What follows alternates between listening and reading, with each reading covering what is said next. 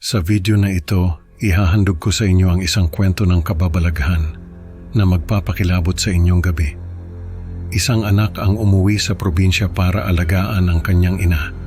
Ngunit sa kanilang liblib na tahanan, may kakaibang nilalang na nagmamasid mula sa bubong. Mula sa mga kaluskos sa gabi hanggang sa mga bakas ng paa, tila may diwata na naglalakad sa kanilang bubong ayon sa kanyang ina. Pero ang tanong, ito ba'y diwata o isa lamang bangungot na nagkukubli sa dilim? Samahan niyo ako sa kwentong ito at alamin ang katotohanan sa likod ng mahiwagang nilalang na ito. Magandang araw po, ako po si Chona. Gusto ko lang i-share sa inyo yung isang kakaibang karanasan ko. Nung nakaraang taon, umuwi ako sa amin sa probinsya kasi nagkasakit yung mama ko. Yung bahay namin nasa gitna ng kagubatan, liblib na lugar. Wala kaming kapitbahay, malayo yung mga kamag-anak namin, kaya ako lang ang inaasahan ni mama na mag-aalaga sa kanya. Nung makarating ako sa amin, nagulat ako sa itsura ni mama. Halatang hindi na siya lumalabas ng bahay. Ang dumi ng itsura niya, ang dumi ng bahay. Yung mga bintana, sarado, yung mga pinto, nakalak. Tapos nung gabing yon, habang natutulog kami, may naririnig akong kaluskos sa bubong. Parang may naglalakad na tao. Nung kinaumagahan, sinilip ko yung bubong namin. May mga bakas ng paa. Nung tinanong ko si mama kung alam niya kung kaninong bakas yun, sabi niya, baka raw sa diwata. Nung una, akala ko nagbibiro lang si mama, pero seryoso siya. Sabi niya, may diwata raw na nakatira sa puno ng balete malapit sa bahay namin.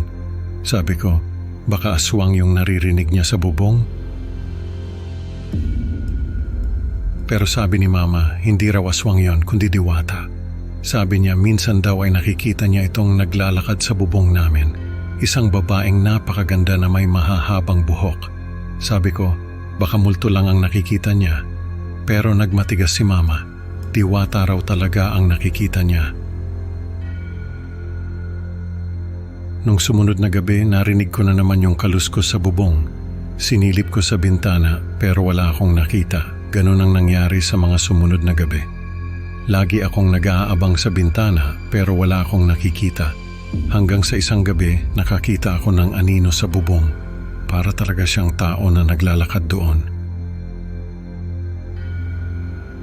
Nung sumunod na gabi, nagdala ako ng flashlight at saka baril. Pagkakita ko sa anino, lumabas ako ng bahay. Hinanap ko yung anino pero wala akong nakita. Tapos, bigla akong nakarinig ng kaluskos sa likod.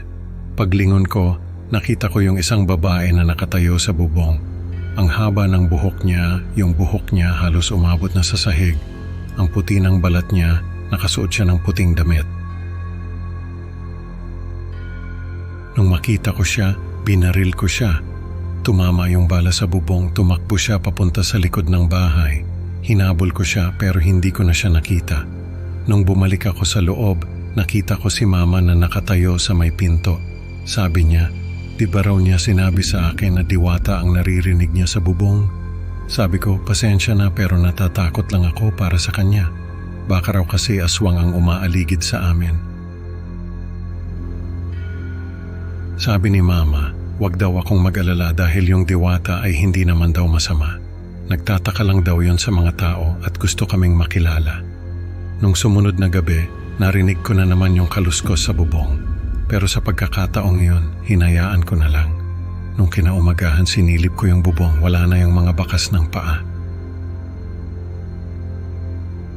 Nung tanungin ko si mama, sabi niya, kinausap daw niya yung diwata at pinakiusapan na wag na lang magparamdam sa akin. Nung umalis ako sa amin, sinabi ko kay mama na balitaan niya ako kung sakaling magparamdam ulit yung diwata. Pero sabi niya, wag daw akong mag-alala dahil hindi naman daw masama yung diwata. Sa kwentong ito, natutunan natin na hindi lahat ng kababalaghan ay masama. Minsan, may mga nilalang na nais lang makilala tayo. Salamat sa pakikinig mga ka-creepy. Huwag kalimutang mag-like at subscribe para sa mas marami pang nakakatakot na kwento. Hanggang sa susunod na upload, ingat sa mga kaluskos sa bubong.